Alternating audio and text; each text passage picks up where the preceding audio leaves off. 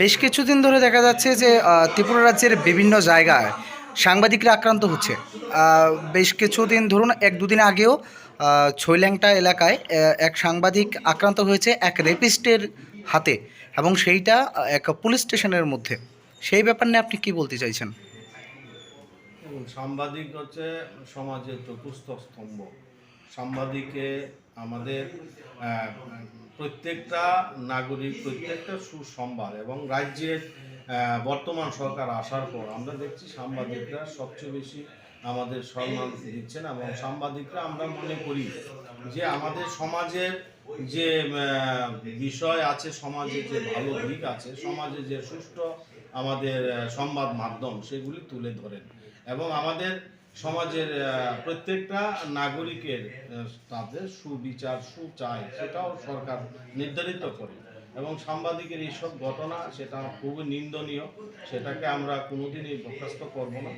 আমরা চাই আইনগত ব্যবস্থা নিয়ে প্রশাসন যাতে তার কঠোর ব্যবস্থা নেয় এবং আগামী দিনে যাতে এরকম কেউ সাধারণ বিষয় না, এটা এটা একটা লজ্জাজনক বিষয় আমি মনে করি।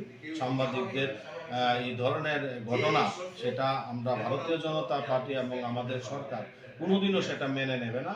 এবং আমি চাইব প্রশাসন যাতে তার সঠিক বিচার করে এবং সে যদি প্রকৃত দোষী তাকে তার যাতে বিচার করে। ত্রিপুরার এক সাংবাদিক সংগঠন জার্নালিস্ট অ্যাসোসিয়েশন অফ ত্রিপুরা উদ্যোগ নিয়ে যেই সাংবাদিক মানে আঘাত পেয়েছেন বা যার উপর আক্রমণ করা হয়েছে ওনার পাশে গিয়ে দাঁড়িয়েছেন এবং পুলিশ আধিকারিকের সাথে কথা বলেছেন, বাকি সব কিছু ব্যবস্থা দেখছেন। আপনারা জার্নালিস্ট অ্যাসোসিয়েশন অফ ত্রিপুরা যে সংগঠন, এই সংগঠনকে কি বলতে চাইছেন?